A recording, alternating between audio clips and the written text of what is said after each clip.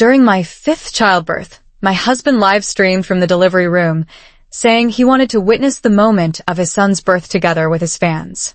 When he saw it was a daughter, his face darkened as he demanded that I, at 44 years old, keep trying for a sixth child to bear him a son. I had just finished my postpartum confinement when he couldn't wait any longer. When I showed the slightest resistance, he picked up a stool and smashed it against my head. I fled back to my parents' home with my daughter and bloodstains all over me. My mother didn't care about my injuries, instead blaming me for deserving the beating since I couldn't bear a son. Later, when I finally became pregnant with a boy, they weren't laughing anymore.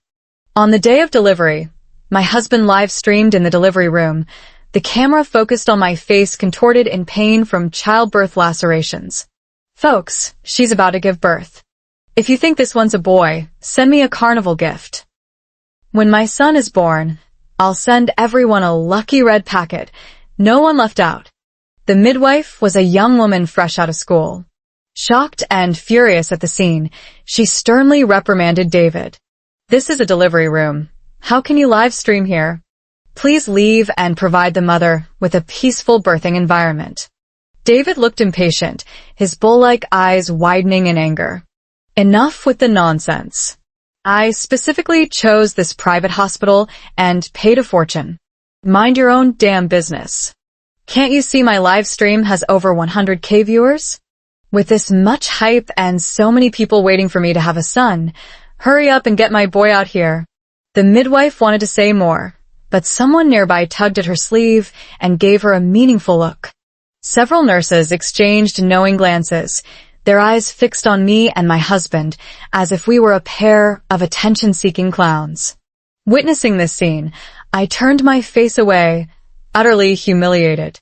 My husband is a mega-influencer with millions of followers who's made a fortune through live streaming. No one is allowed to interfere with his broadcasts. Even when he insisted on filming me giving birth, I couldn't refuse. But in the end, things didn't go as he hoped. I delivered a girl. This was our fifth child and our fifth daughter.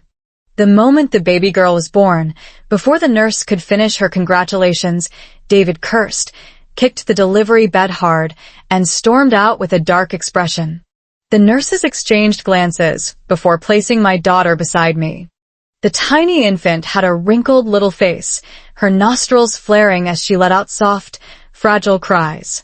My heart ached as I nuzzled her with my cheek. "Don't be afraid, baby. Mama's here." During my postpartum confinement at home, I hadn't seen David at all. The moment my confinement ended, he stumbled home drunk and immediately started tearing at my clothes. Damn it. I refuse to believe I'll never have a son in this lifetime. Why is your womb so useless? Hurry up and get pregnant again for me. I was both shocked and humiliated. I knew he'd always wanted a son, but I never imagined his obsession had reached this level.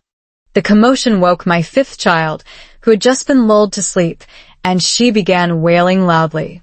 I pushed David away with all my strength and rushed to check on the baby. Little did I know, this action of mine enraged him instantly.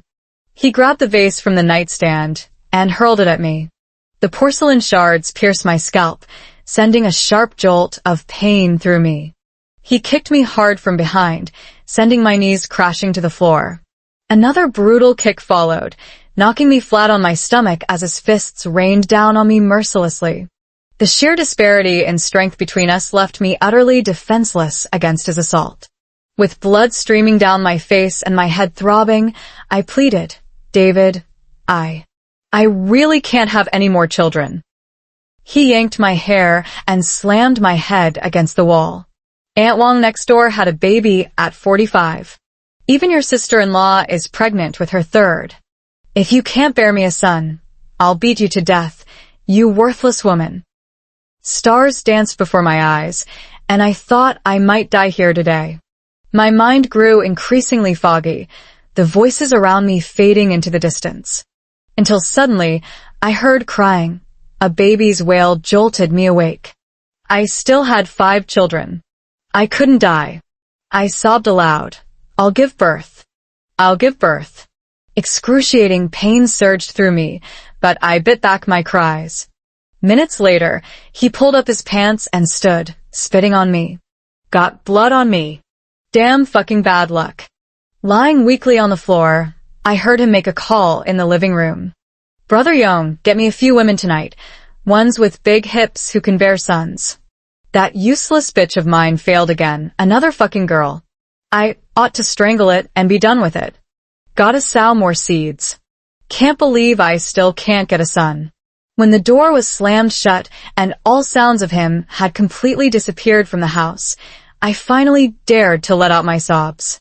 The bedroom was a pool of blood, the metallic stench overwhelming, my head spinning so badly I could barely stand. But I couldn't stay. Who knew when David would return? Who knew if I'd survive if he did? I woke up my 7-year-old third child, carried my 4-year-old fourth child and the newborn fifth child, and knocked on my parents' door at 2 a.m.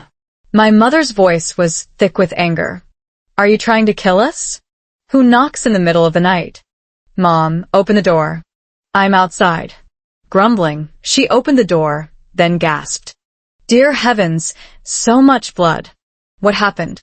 Seeing my mother, all my pent-up misery burst free, like a child's. I couldn't hold back my tears. Mom, David's going to kill me. I can't live with him anymore. I want a divorce. What answered me was the bang of the iron door being ruthlessly shut by my mother. The fifth child was frightened and burst into tears. While comforting the child, I knocked on the door, begging my mother to open it. From behind the door came my mother's earnest persuasion. Anna, what couple doesn't have overnight quarrels? What woman doesn't get beaten sometimes? Who would want you besides your husband if you can't bear a son? Go apologize properly to your husband. Your sister-in-law is pregnant, so we won't open the door for you this late. Don't disturb her rest. Tears mixed with blood dripped onto the head of the fifth child in my arms. The baby's brows remained furrowed, its little mouth quivering on the verge of crying. I turned to see the third child holding the fourth child's hand, both their faces streaked with tear marks. When I looked over, the third child's lips also trembled, tears spilling from their eyes. Mommy, you're covered in blood. Does it hurt? I'm so scared. Fourth treasure also had red-rimmed eyes and a red nose, reaching out to me. Mommy, hug, baby cold. We had rushed out in such a hurry that our clothes weren't thick enough. It was already autumn, and the nighttime temperature had dropped even lower. Watching my shivering daughters, I wiped away my tears and softened my voice, calling through the door. Mom, open up. I'll give you the 20,000 yuan I have. Once you take the money, I'll take the kids back. Sure enough, my mother opened the door. Without hesitation, I pushed the 2 children inside, then grabbed fifth treasure and dashed into the kitchen to seize a knife, brandishing it wildly. I paid for the house you and my brother's family live in. Your 5,000 yuan monthly allowance comes from me. If this is how you treat me, then none of us will live. What's all this noise in the middle of the night? A woman's impatient shout came from one of the bedrooms, followed by the door swinging open. A plump, elegantly dressed woman stormed out with an angry expression. It was my sister-in-law, Li Qingmin. Mom, why are you making such a racket? You're disturbing your precious grandson's sleep, she said, then cast a mocking glance my way. Oh, sister's back. You. Did your husband hit you? Because you can't bear him a son? Sister, your luck really is terrible. Such a good husband, yet you can't give him a son. Not like me, this pointy belly of mine probably means another little boy. Sanbao, old enough to understand, knew Li Qingmin was mocking me. She pushed Li Qingmin aside and stood protectively in front of me. Don't you dare talk about my mom like that. Li Qingmin pretended to clutch her stomach and wailed dramatically. Mom, my stomach hurts so much. It must be your grandson getting angry because his mom is being bullied. Mom, you have to stand up for me. My mother anxiously touched Li Qingmin's belly, then angrily prepared to hit Sanbao. I slammed the knife fiercely into the marble dining table, which crashed to the ground with a loud clatter. The deafening noise frightened both my mother and sister-in-law into frozen silence. Brandishing the knife, blood dripping from my forehead, I shielded Sanbao and Sibao behind me. "If you dare lay a finger on my daughters, I'll fight you to the death." My mother screamed while shielding my sister-in-law as they retreated to the bedroom, locking the door behind them. I could still hear her wailing to my brother on the phone. "Shuilong, come home quick. Your sister's gone mad. She's wielding a knife trying to kill me and your wife." When the surroundings finally quieted down, I weakly set down the knife and pulled Sanbao and Sibao into my arms, whispering an apology. "Mommy is sorry." Sibao poked my lips with her tiny fingers and said in a milky voice, "Mommy, Teacher Xiao Deng says smiling girls are the prettiest." "Mommy, baby hasn't seen you smile in so long." I forced out a weak smile to lull Sanbao and Sibao to sleep. Watching my little ones curled up on the sofa, I made a firm resolution in my heart. No matter how difficult the future may be, I'll fight for them, strive for them, and give my all for them. Early the next morning, the sound of a car engine came from downstairs, and soon after, the front door swung open. My brother Lin Shuilong barged in with frantic energy, while I silently tightened my grip on the knife by my pillow. The car keys in the entryway belonged to the new car he had begged me for ages to lend him 50,000 yuan to buy. He didn't notice anyone on the sofa and rushed toward the bedroom, shouting, "Mom, where's my sister?" My grip on the knife tightened further. The fifth baby, startled awake by Lin Shuilong's loud voice, suddenly burst into tears, making him jump. He turned around, flashed a smile, and walked toward me. "Sis, why so quiet?" He cradled the fifth baby in his arms, soothing it. "Did Uncle scare you, little one?" "Uncle's sorry, don't cry now." After comforting the fifth child, he looked at me with concern. "Sis, how did you get hurt? Did my brother-in-law hit you? He's gone too far. Do you need to go to the hospital?"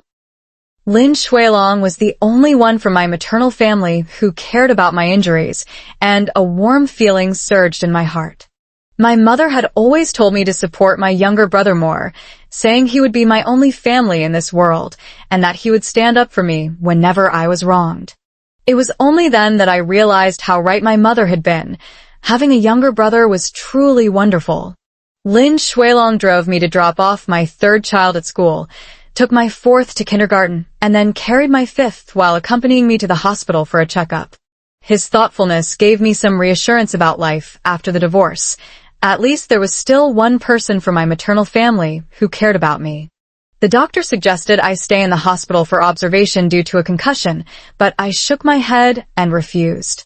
There were still several children at home who needed my care. But when I stepped outside, I found my fifth child, who should have been in my brother's arms, left alone on a hospital bench, crying so loudly it shook the heavens. A security guard was asking whose child it was, already holding his phone ready to call the police. I quickly ran over, picked up Fifth Treasure, and apologized to the guard. After calming Fifth Treasure down, I was just about to call my younger brother when I spotted him making a phone call in the stairwell. As I approached, I heard his disdainful tone. "You need to think long-term. The maternity center for childbirth and the prime school district house we've set our sights on, don't they all require asking my sister for money? What right does a housewife have to divorce? She's just throwing a tantrum. She wouldn't dare go through with it. A few caring words cost nothing. If we keep my sister happy, getting money from her later will be even easier." Standing there, my brother's words made my heart sink into an icy abyss. When I returned home, my sister-in-law had indeed put on a different face. She went out of her way to apologize, fussed over me daily, even made a show of serving me food, and mentioned a folk remedy from her family that would guarantee a son. The more I listened to these seemingly caring words, the colder my heart grew. But I had no choice but to endure it. After marrying David, I had practically become a baby-making machine. He wouldn't let me work, and as a housewife in my situation, winning child custody would be nearly impossible. I must develop the ability to earn money for myself. The eldest and second child have just started university and rarely come home. The third, fourth, and fifth children are still young and need constant care. Living with my parents means at least someone can help look after the kids, so I can go out to work. But this arrangement lasted less than 3 months before my sister-in-law finally couldn't hold back and got to the point. Sis, why hasn't your husband come to take you home? It's really unacceptable. I lifted my eyelids. Just say what you want to say. Sis, you see, Dajuan is about to start middle school. The school zoning means if we want him to attend the best 4th high school, we'll have to buy a house in that district. Sis, could you talk to your husband and see if he can help? We know it's not easy for you either. We're not asking for much. Just 200,000 would be enough. I put down my chopsticks. True, I'm about to get divorced and have several children to raise. Times are tough for me right now. Mom, you said you'd save that 100,000 yuan for me. Give it back now.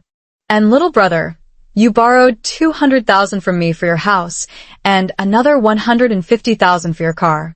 Pay me back. My sister-in-law's forced smile finally cracked as she lashed out at my 3rd child.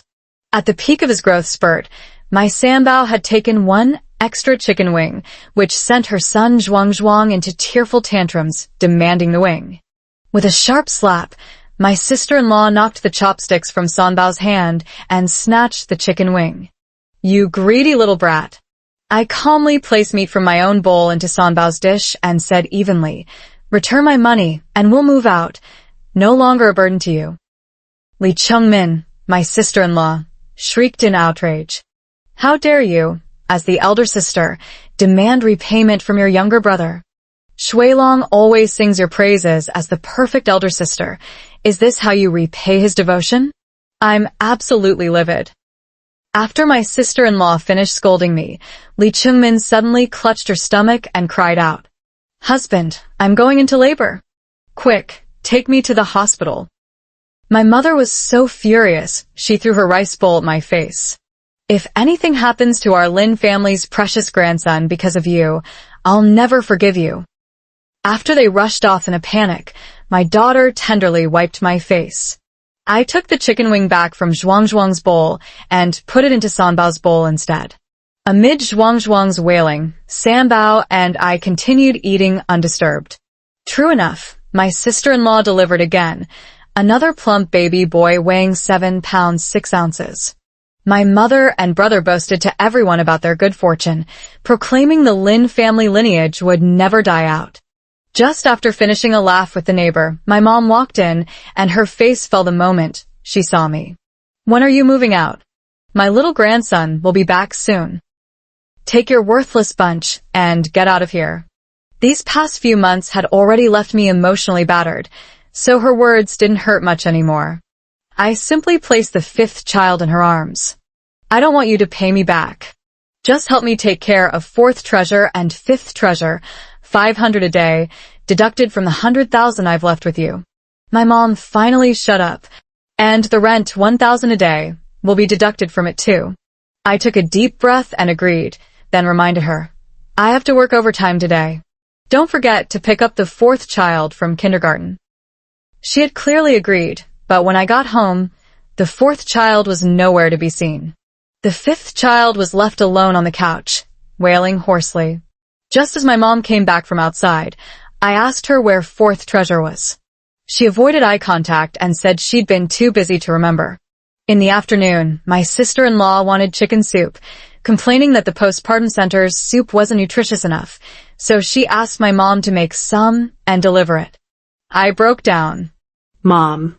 What's more important, a bowl of chicken soup or a child? My mom, however, looked completely indifferent. The child doesn't even have the Lin family name. Hurry up and call David. Ask him to help look for the child and pick you up. You guys are really overstaying your welcome here. I gave you money. Didn't I pay to stay here? I even chipped in for the house. Why won't you let me stay? Why won't you take my child? Why are you even my mother? Why are you all treating me like this? Faced with my emotional outburst, my mom just dodged me with a disgusted look, muttering, "What a lunatic."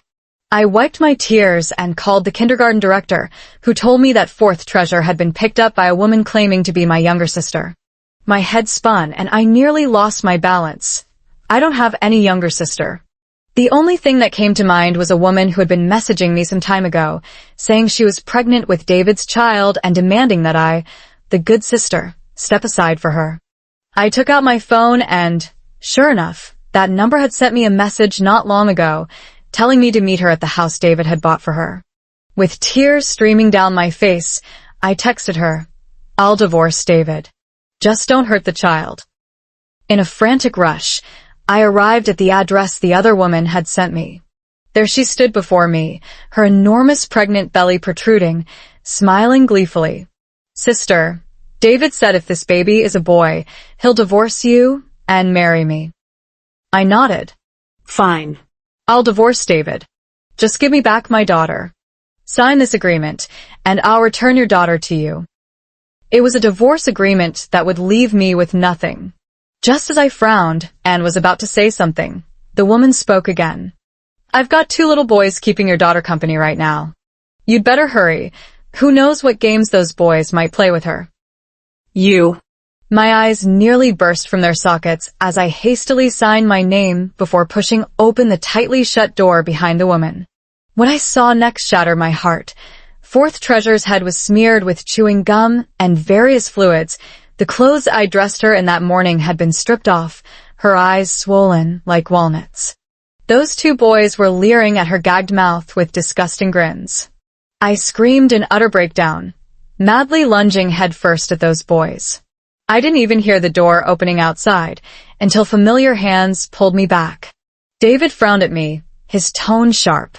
"What madness brings you here?" I clutched at him like a drowning man. "David, your daughter's being bullied. I'm sending these bastards to jail." David replied with chilling indifference. "Why the hysterics? She's not dead, is she?" Then added, "Wouldn't matter if she were. Girls are just money pits anyway." Hearing David's words, I was furious and slapped him. "You beast. She's your own daughter." But I forgot what kind of person David was. How could he not be enraged after being slapped by me? I realized how pathetically foolish I was when he knocked me down with a punch, my head hitting the nightstand and blood streaming down my face. I had actually pinned my hopes on David. If that mistress hadn't suddenly gone into labor, David might very well have beaten me to death today. The 2 little boys had already sneaked away when David started hitting me.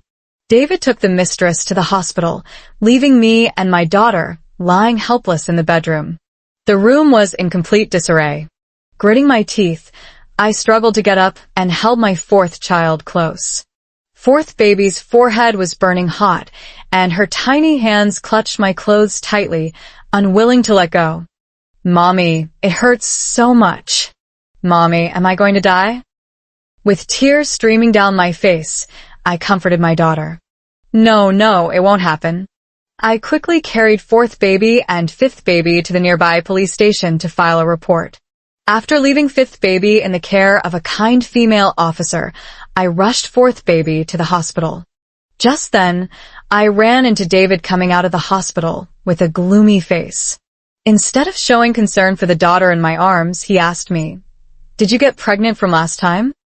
I sneered. "Even if I was, you made me abort it."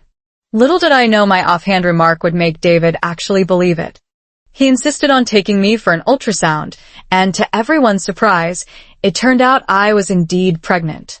He pulled some strings to find out it was a boy, but the doctor advised against keeping it, saying my uterus lining was too thin from multiple pregnancies and that being an older mother posed risks. This child also shows signs of miscarriage. But David wouldn't listen to any of it. He just wanted me to give birth to his son as soon as possible. "As long as you can give me a son, I'll promise you anything you want." David was overjoyed, practically floating on air. I watched him coldly and said, "Fine, I'll give you one. But your mistress bullied my 4th child. I want her to pay for it." David dismissed it casually. "It's nothing serious. Tonight, I'll have a few buddies keep her company, how about that?" How could that be enough? She actually used such vicious tricks against my young child. This retribution is far from sufficient. A plan took shape in my mind. I gently touched my slightly swollen belly and whispered an apology. "Baby, Bringing you into this world will likely mean suffering for you too. I'm sorry. Next time, be reborn into another family. I'm not a good mother. Of course, apart from that woman, I also need to get back the money my brother and my mother's family owe me. Speak of the devil, just as I thought of them, my brother and my mother showed up at the door with a pile of gifts. My brother grinned brightly at David. Brother-in-law, you should really thank me. After my sister stayed at our place for a while, she got pregnant with your son. I see your followers just hit 2 million. You're really killing it, brother-in-law. It's just that I've been thinking about upgrading to a new place lately. Wondering if you could lend a hand? David, overjoyed at finally having a son, was in a generous mood and ready to splash the cash. I cut him off in time. Having a son, don't you want to leave him any family property? And besides, my mother still owes me $100,000, and my younger siblings owe me $350,000. They all have to pay me back. The moment sons were mentioned, David perked up completely. Not only did he refuse to give my brother money, but he also forced him to sell his newly bought car, emptied the family savings, and made him repay all $350,000 to me. During those days, my mother and sister-in-law wailed and made scenes in my hospital room every day. They called me an ungrateful wretch, said I had no conscience, accused me of not supporting my birth family, and claimed they'd raised me for nothing. I watched them cry and howl with cold eyes. I thought, their voices weren't loud enough, their eyes not red enough, their wails not heartrending enough. Far from how devastated I'd cried that day when I saw forth treasure covered in filth, like a broken rag doll. David wasn't a patient man and never spared any woman's feelings. Annoyed by my mother's endless weeping, he had someone beat up my brother and his 2 sons, then locked them up for a few days. After that, my mother and sister-in-law behaved themselves. They started speaking sweet words, coaxing me, begging me, looking at me with the same fearful eyes they used for David. Their request remained simple. They hoped I could mediate and stop David from causing more trouble for their family. Holding my 4th child in my arms, I watched everything unfold with cold indifference. The little one touched my belly and said, "Mommy, Grandma said you wouldn't want me and my sisters anymore if you had a baby brother." I didn't believe her. I curled my lips slightly and whispered, "There won't be a baby brother. Mommy only wants you, my precious ones." With my family matter settled, there was still one person left, the one I hated most. The woman who made my 4th child suffer through everything. Meanwhile, David was live streaming from my hospital room because his son showed signs of a possible miscarriage. He refused to let me leave, insisting I stay hospitalized until his son was born. He boasted to netizens about soon having a son while secretly filming the nurses doing rounds for his fans. The nurse looked at us with disgust in her eyes, but David didn't care at all and even whistled at the pretty young nurse. When the nurse gave me a nutrient injection, I whispered an apology. "Sorry for the trouble. I'll be discharged soon." Hearing this, David immediately retorted loudly, "You're staying here until delivery." "What discharge? I've got plenty of money." "All your money will be saved for our son. And you need to get back the house you bought for that other woman and all the money you spent on her. We'll keep it all for our son later." My reminder suddenly made David remember he'd spent quite a bit on that mistress who bore him a daughter. He immediately prepared to end the live stream and go confront that mistress. Coincidentally, some of his rowdy buddies came to visit me in the hospital ward. Though they called it a visit, it was really just an excuse for them to go out drinking and feasting. The group barged in noisily, stayed for barely 2 minutes, then started urging David to go out drinking to celebrate. David hesitated a little, so I encouraged him. "It's fine, go ahead and eat first. After dinner, we can all go deal with that homewrecker together." I deliberately added, "We have serious business tonight, so don't drink too much." True to form, David snapped at me. "Stay out of men's business." And I know my limits. When David and his brothers finally staggered back to the ward 3 hours later, reeking of alcohol, I could finally relax. It looks like the plan is going smoothly. A few of us borrowed an SUV to head over, and on the way, I casually brought up David's live streaming hours. David is obsessed with live streaming. He'd do it 24/7 if he could because the money comes in fast. David isn't normal and neither are most of his fans. Birds of a feather flock together, and they all get along just fine. David wants to share everything with his bros. The moment I mentioned it, he whipped out his phone and started the live stream. Brothers, today I'm handling some serious business. Today, I'm taking back the house I bought for that woman. Gave birth to a worthless girl and still thinks she can live in my house. As if. Hey folks, smash that like button and hit follow. I'll show you something wild in a bit. After enduring David's loud voice for 20 minutes, the car finally arrived at his mistress's place. David had the keys to this place. When he opened the door, the woman was rolling around on the sofa with another man. David immediately flew into a rage, let out a furious shout, tossed his phone into my hands, and charged forward with clenched fists. Damn it! How dare you cheat in my house? The buddies he brought along started cheering and clapping. I placed David's phone on the living room table, perfectly positioned to capture everything. I noticed a comment saying someone had already called the police. Seeing that, I thought to myself, since the cops are on their way, I'd better speed up my plan. I mustered my courage to pull David. Stop fighting, let's get down to business. Move this woman's things out. This house will belong to our child from now on. David finally stood up and began throwing things out with his drunken brothers. The sound of a baby crying came from inside the house. It must have been David's illegitimate daughter. I entered that room. The woman who had been lying on the floor pretending to be dead suddenly scrambled up and blocked the doorway, eyeing me warily. What are you trying to do? I was somewhat astonished. Could a man like this really protect his own daughter? Then why would she use such venomous methods against my daughter? This room's door faced directly toward the surveillance camera. The camera could capture my back, but not my face. I flashed her a smile. What are you afraid of? Guess what I'm going to do?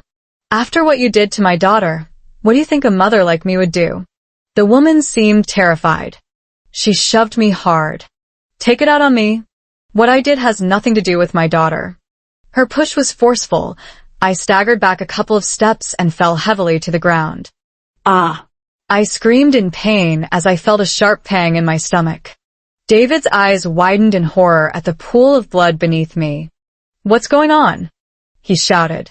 I pointed at the woman. She pushed me. David, I'm bleeding. Is our son going to be okay? Overcome with rage, David grabbed a vase and smashed it over the woman's head. The woman collapsed, unconscious, but David wasn't satisfied. He raised his foot to kick her. I tried to stop him, but David had always had a violent temper, and today he had drunk heavily, on top of losing the son he'd waited half his life for. His blows grew fiercer, not stopping even when blood was drawn. The woman beneath him soon stopped breathing. Before coming here, I had researched extensively. Though I was brought to the scene of the brawl, I didn't participate. I even tried to intervene.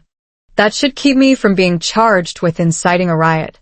What's more, I also had a miscarriage because of this. I'm a victim too. Besides, if David kills someone, he's definitely going to jail, and then I'll be the sole guardian of our 5 daughters. The entire scene of David beating someone was live-streamed and recorded. It wasn't until the wailing sirens of police cars approached that David sobered up a little. He stopped hitting the man, grabbed me, and started dragging me out. Hurry to the hospital. My son can't afford anything happening to him. A group of officers quickly arrived upstairs at the scene and swiftly subdued David and his gang. Maybe because going to jail was routine for David, or maybe the alcohol had truly numbed his brain. Even as the police were taking him away, he waved to his live-stream audience. Hey guys, call an ambulance for my son. My son can't be in danger. I'm ending the stream now. Wait for me to get out. I'll go live again. David's illegal actions were broadcast live throughout the entire live stream, with clips spreading everywhere online, creating significant social impact. The entire society is condemning David, vehemently demanding his immediate execution. The day after David's case made the news, DeBeo and Urbao, who had just started university, both came home. As soon as DeBeo entered, he wailed, "Mom, Why didn't you stop Dad back then? At school, everyone's talking about it. It's so embarrassing. Erbao took one look at my pale face and the bruises all over my body, and tears instantly gushed out. Running over to hug me, they cried, "Mom, did Dad hit you again?" "Mom, you should have divorced Dad a long time ago." I held Erbao close and comforted them, saying, "It's okay, it's all over now. Mom doesn't hurt anymore." The eldest child, upon hearing this, angrily grabbed the second child and vented at me in frustration. "Mom, why are you ignoring me? What about Dad? Can't we save Dad? Why wasn't it you who went in instead of Dad?" Watching my eldest child hysterically venting at me, I felt an unexpectedly calm sensation inside. Before this, I had always believed she was a piece of my own flesh. What mistake could be unforgivable? So when she verbally attacked me, hurt me, or learned from her father to look down on me, I patiently taught her to correct herself time and again. When she started swearing and mixing with bad company like her father, I feared she might truly go astray and tirelessly sought her out. I firmly believed we were the closest blood relatives in the world. I loved her immensely, and surely she loved me too. I firmly believe she loves me as her mother, though she expresses it differently. But after this ordeal, I've come to a complete realization. Blood ties or marital bonds, when it comes down to it, they're just labels no different from colleague or neighbor. Don't take that family label too seriously. Just because it says relative doesn't mean there's actual family love in their hearts. They may bear the name while their hearts remain miles apart. Rather than obsessing over the words on the label, see if there's genuine feeling in each other's hearts. Seeing my eldest daughter growing more wayward by the day, I spoke coldly. "You're already 22 this year. No matter what, I've raised you to adulthood. Since you dislike me so much, you don't need to come back anymore. I'll act as if I never had a daughter like you." My eldest daughter seemed stunned, then launched into even sharper insults. "Have you ever earned a single cent? It's my dad who's been supporting this family. You couldn't even bear a son, yet you dare take credit for my father's efforts. If it weren't for my father marrying you, you wouldn't even deserve to be my mother." Though I had long given up on my eldest daughter, her words still made me unbearably sad. My eldest daughter was my first child. Before my second daughter was born, I devoted all my energy to her. She forgot who woke up early and stayed up late to prepare 3 meals a day for her, who picked her up and dropped her off at school rain or shine, who would rather go hungry herself to send her to extracurricular classes, and who supported her education by selling vegetables at dawn while her father was still struggling to make ends meet. All she remembers is money. All she remembers is being the daughter of a famous internet celebrity. Completely heartbroken, I left behind the inheritance meant for my eldest daughter and took my other daughters far away from this city. Before David was executed by firing squad, he sent me a message through his lawyer. He truthfully disclosed all his assets and urged me to give birth to his son and raise him well, telling the boy that his father was David. I took the property list with a smile and said to the lawyer, "With these, my children and I will have some security." On the day David was executed by firing squad, I moved with the kids to a new city, where third treasure and fourth treasure enrolled in new schools. Third treasure declared he wanted to be independent and went off to school carrying his own little backpack. I carried fourth treasure to the new kindergarten, passing by a beautifully decorated cake shop that caught her eye. "Mommy, that cake is so pretty." My daughter pointed at the strawberry cake in the display window. I stroked the newly grown hair on fourth treasure's head, where gum had once stuck so badly I'd had to cut it all off with scissors. "Baby wants to eat it? Then Mommy will buy it for you." But fourth treasure hesitated and shook her head. "But Daddy said I'm a money loser and can't have nice things." My smile widened. Dad is already dead. His words don't count. My darling deserves the very best this world has to offer.